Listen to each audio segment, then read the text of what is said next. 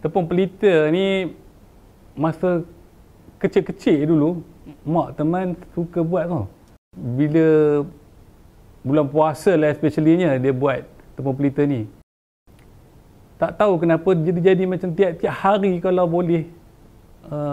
Mungkin sebab mudah nak dibuat. Bahan-bahannya pun mudah nak dapat daripada belakang rumah je. Daripada ada nyor, pokok nyor apa semua, santai boleh ambil daripada pokok nyor kat belakang rumah. Pokok pisang, daun pisang nak dapat pun senang kan. So tepung dia bahan asal dia mudah. So bila nak kuih je memang itu je mak bapak kita yang boleh buat masa tu.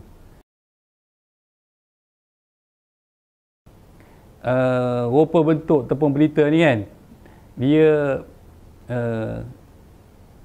apa tu kena buat sampan dia tu, kelongsong lah tu kan. Dia ada kepala dia ada putih, bawah dia hijau. Kenapa putih ni hijau? Sebab putih ni atas dia santan, kemudian bawah dia air daun pandan lah.